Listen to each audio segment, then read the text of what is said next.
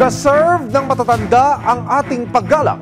Pero ba't kaya ang lolang ito sa Dasmariñas, Cavite, sa halip na matamis na po at opo ang nakuha sa loob mismo ng kanyang takanan, nakatanggap pa di umano ng bukol, pasa at paso?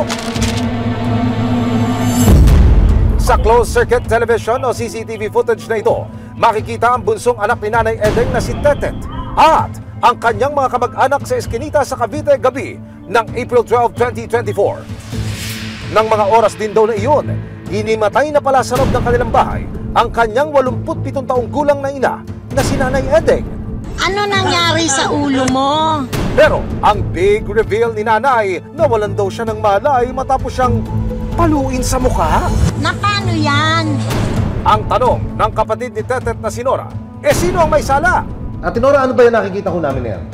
Tinanong ko po ang nanay ko kung paano ang nasa ulo niya. Ang sabi niya po sa akin, hindi niya alam kung nadulas siya o may pumalo. Oo. Sige, Nay, uulitin ko ang tanong ko. Ano nangyari sa ulo mo? At bakit may ganyan kang pasa kalaki? Sabi niya, may pumalo sa ulo ko. Ano nangyari sa ulo mo? Ha? Hindi ko alam kung sino pumalo. Dahil sa insidente, lumakas daw ang kutob ni Nora na napapabayaan na ng bunso nilang kapatid ang kanilang Nanay Edeng sa kanyang sariling takanan. Nakikitira sa bahay ng kanilang Nanay Edeng ang kanilang bunso na si Tetet. Sana inalagaan yung mabuti.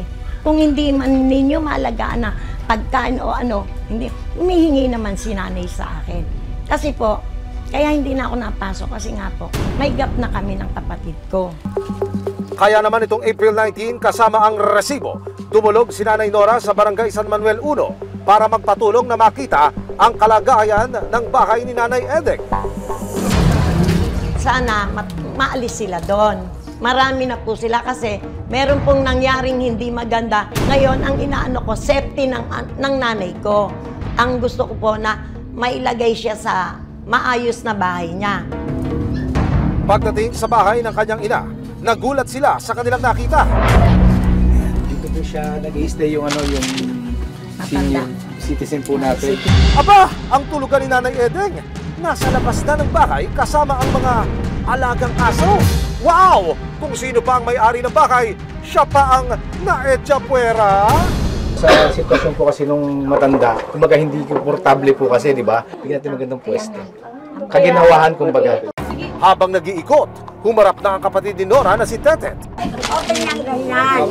Ngayon, tatanggalin ko yung yan. Dito ko nalagay namin na sinasabi niya. Ang solusyon ibibigay po natin dito kasi kung may mag-aalaga po sa nanay nyo. Kaya Ito na nga kami kasi sa ko isitira yung kapatid ko dyan. Sa kagibala na siya, gano'n. Opo, opo. Ang main concern ni Tetet, paano naman daw ang kanyang mga apo? Sabihin, yung apo ko, tsaka yung anak ko, palalayakin. Diyan naman sila eh. Nilipat na lang po sila sa Saan nilipat ko? Pilipinas ka? Ngayon, eto ang kay nanay. Wag na, kasi buhay pa siya eh. Iba na ngayon ang sitwasyon ni nanay. Ang mga apo mo ay talagang cargo mo. Di ba? Sa totoo lang yan. Ngayon, may party ka, dun mo sila lahat ilagay sa party mo. Nang may masmasan ng magkakaanak, nagpaalala ang barangay na imo-monitor at babantayan nila sina Tetet. Base ko sa suggestion ko sa inyo dalawa, Aling Tet, Aling Nora. Pumapayag sa Aling Nora Kapili na doon tumira ang mga apo ni Maria Teresa ni Pomoceno at sila ang mga ngalaga kay Aling Edeng. Tama. At kapag hindi sila tumupad, kayo ay aalis sa bahay na tinitira ni Aling Edeng at kayo ay kakasuhan ni Aling Nora kapag may nangyaring hindi maganda kay Aling Edeng. Ito ay pwesto ni Aling Edeng. Ito ay imo-monitor ng barangay official ng San Manuel 1. Bukod sa pagbisita sa bahay, nagkaharap din ang magkapatid at magkakaanak sa barangay upang linawin ang totoong nangyari kay Nanay Edeng noong April 12. Naaksidente nga ba o sadyang sinaktan ang matanda?